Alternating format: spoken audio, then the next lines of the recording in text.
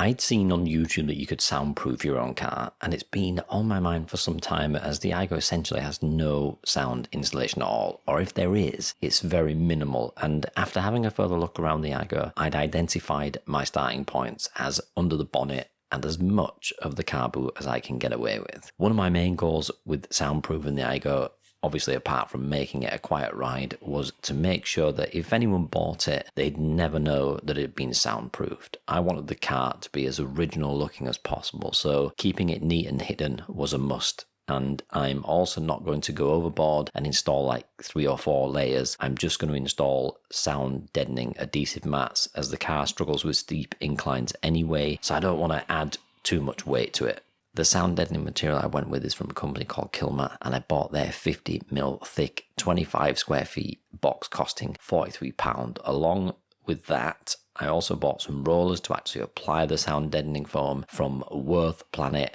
for £24. And if you want links to any of the products I used, I'll leave them in the description below. The sound deadening mats themselves are rather interesting and use a self-adhesive butyl-based rubber that essentially kills any of the sound that hits it. The best visual I found is this video that uses a cymbal with and without the rubber attached, and you can see that the vibration is essentially stop dead and the sound becomes muffled, which is what I'll be doing to the entire Aygo, or at least most of it anyway. I have to start by saying this though, when undertaking this task, I had no idea how time consuming it was going to be. Just doing the bonnet alone took me about 3 to 4 hours, and this was partly because I didn't know what on earth I was doing and had to learn as I went. But even people who do soundproofing work on their vehicles as a full-time job or as a profession will tell you that it's a lot of work. Anyway, I started under the bonnet with all the enthusiasm of a newborn Bambi, only to hit my first snag: these annoying clips.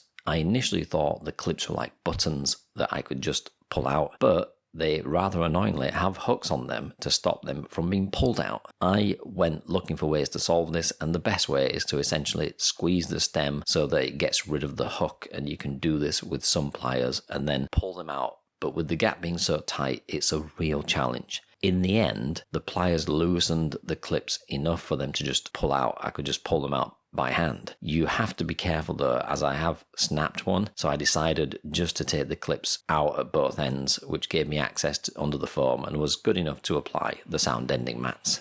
Before applying these mats, I sprayed some alcohol on the surface and wiped it down to make sure it was dry, as you want the butyl rubber mats to adhere as best they can with nothing getting in the way. The butyl rubber mats are actually really sticky, and you'll end up with remnants of the material all over scissors or anything you use to cut, so I'd advise using a craft knife and a cutting mat if you have one, just to lessen the mess. It makes it so much easier for cleanup. When you apply the mats, you'll see almost like these little air bubbles on the silver surface, and these are handy markers to show you which areas you have and haven't depressed with the roller. The rollers essentially ensure good adhesion, which is paramount if you want them to actually work. Once I did one application, it became much easier to work with the material and shape it to follow the contours of the space I was sound deadening. My approach was to mold the mats onto the surface and then cut around them with a craft knife. I did try and use a stencil like in a lot of the soundproofing videos, but I just found it awkward and ended up reverting back to my primitive ways. So hey, if it works, it works. After finishing one side, I then continued into the middle section and then to the far side without much hassle. The middle section is obviously going to be visible, but if it was me, I'd assume the material was already there and wouldn't worry about it, so I didn't. When I moved to the far side, you can see my confidence had grown with applying the sound deadening mats, as I'd gone from applying little pieces to using whole large pieces and then just cutting out the excess, which there wasn't a massive amount of, and even if there was, I could use them in other places anyway. On a quick side note, if you're enjoying this video so far, don't forget to drop a like below and consider subscribing so you can follow along with my ownership journey of the Aygo Mark II.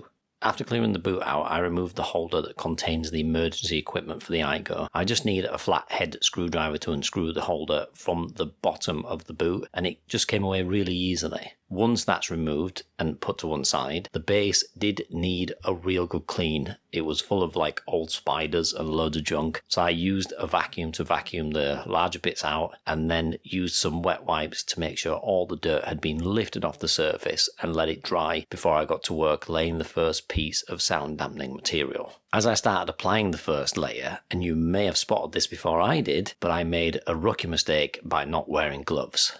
What an idiot. So of course, as soon as I started to flatten the first sound deadening mat down by hand, I ended up cutting myself like an absolute champion. So take this as a PSA, wear gloves, folks. After recovering from my minor scratch, I soldiered on and started to cover the large surface area with sound deadening mats, piece by piece. The boot was easier in terms of logistics to cover, as it's fairly open and it's an easy shape to cover, but I did need to take care not to cover the drainage holes. There were a few odd shapes, and one thing I did notice was that because some of the boot shape was raised, I started to get cracks on the material when I was laying it down. So I was finishing it up and I thought, I need to go over these cracks. I went over all the cracks with additional pieces of sound deadening material just to make sure I was making the boot as soundproof as I could. I also spent time filling in any gaps that had been left from cutting away material too. All in all, it's been a fun little project so far, this, and the journey's far from over. With the bonnet and boot complete, I'll be turning my attention to the floor,